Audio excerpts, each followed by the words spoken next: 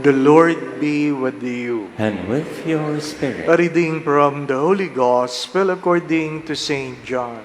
Glory to you, O Lord.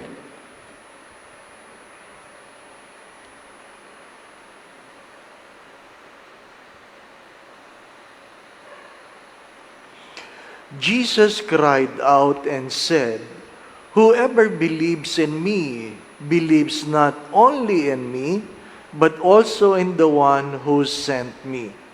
And whoever sees me sees the one who sent me.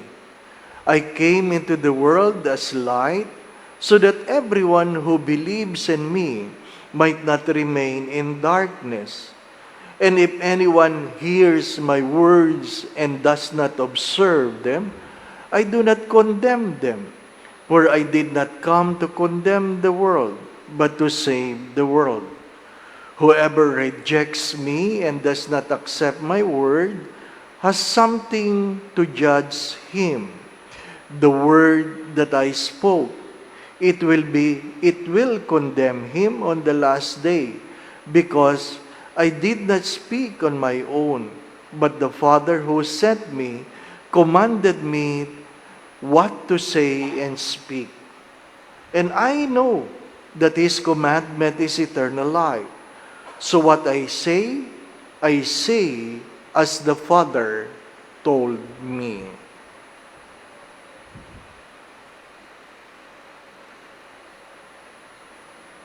Brothers and sisters, the Gospel of the Lord. Praise you, Lord Jesus Christ.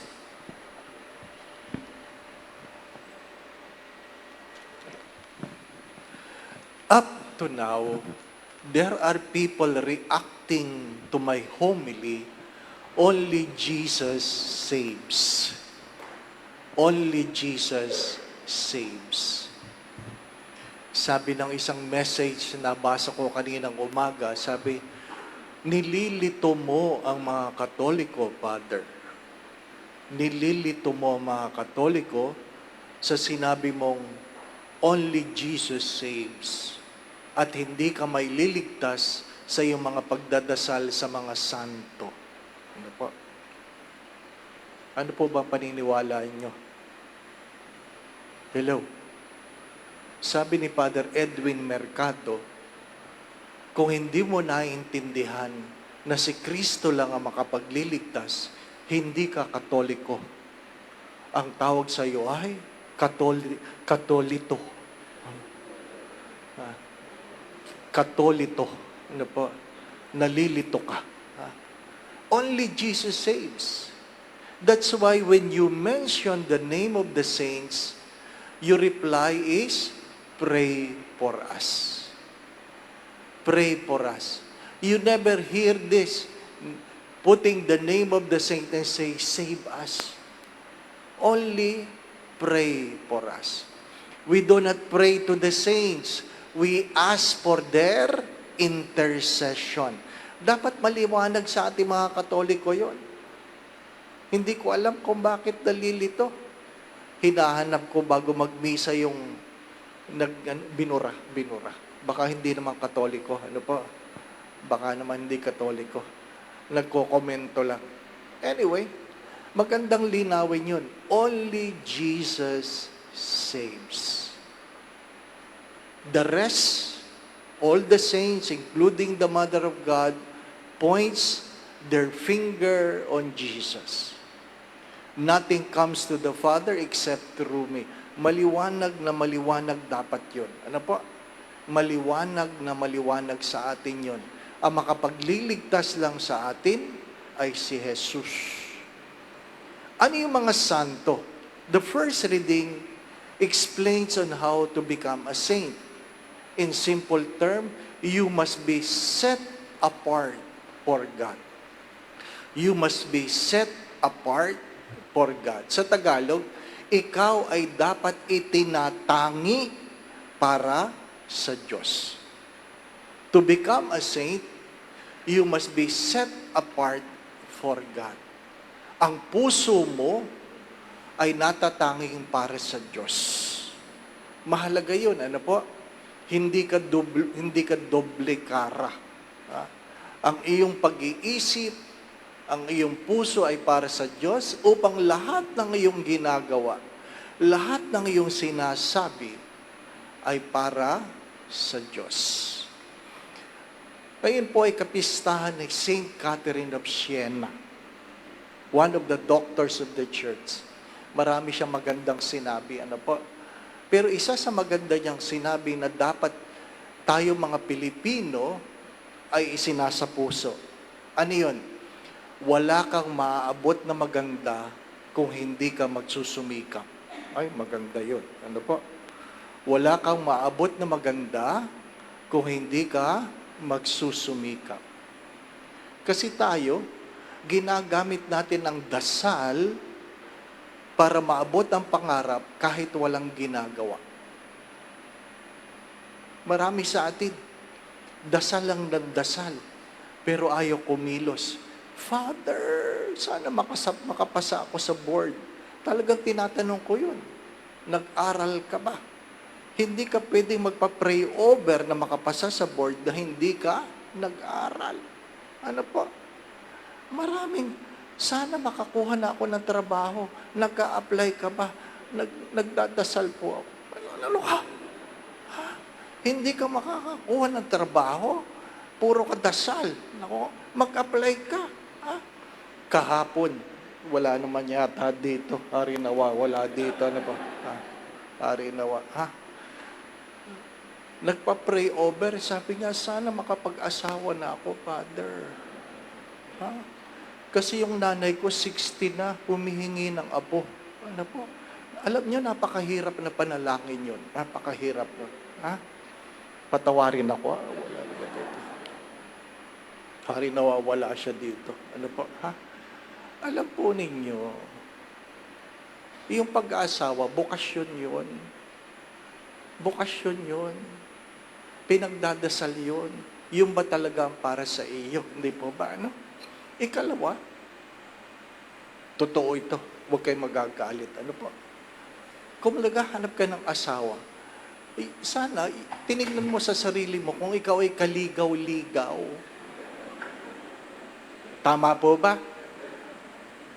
Yung bang pag nakita ka, ay, maganda ito maging asawa. Mahirap yung pag nakita ko. Yan. Di ba? Di po ba?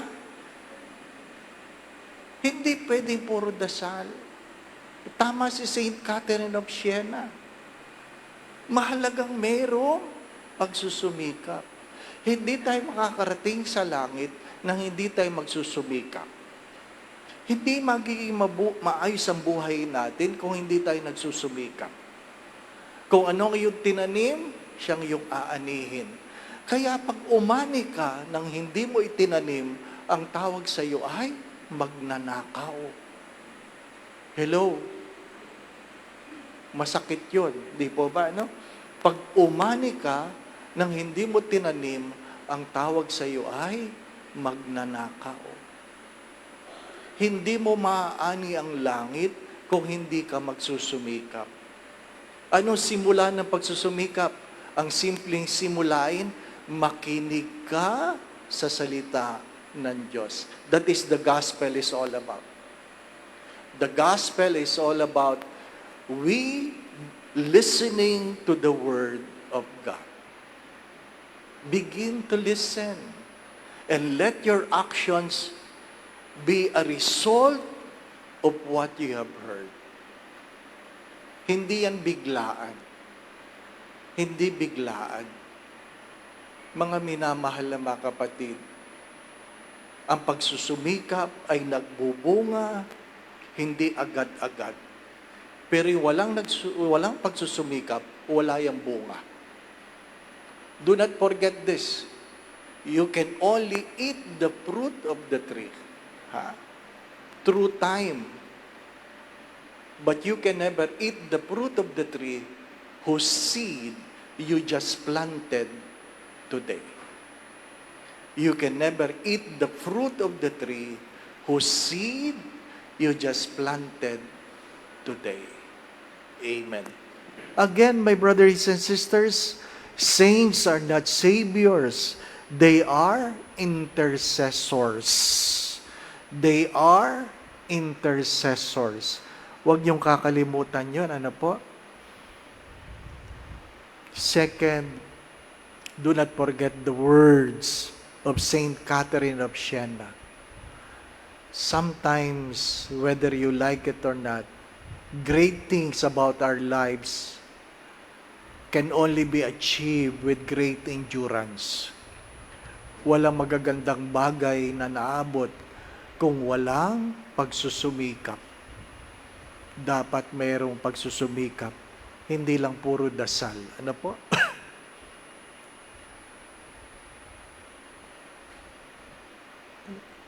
Pag lumapit naman para magpa-pray over, kahit mahirap yung hinihingi, ano po, o talagang imposible, tanging Diyos lang talaga makapagbibigay, ano po, pinagdadasal ko pa rin, ano po. Opo. Naalala ko lang nung eleksyon, meron pong tumatakbong senador, nagpa-pray over, ano po. Hindi ko napigil ang aking sarili. Sinabi ko talaga, Lord, wag mananalo ito. Hindi naman siguro masama yun, ano po. Kung hindi kabubuti ng bayan, hindi po ba, ano? Pero may nakakalusot pa rin. May nakakalusot pa rin. Kasi kahit alam nilang masama, pinagdadasal nila. Ano po? Pinagdadasal nila. Ano po?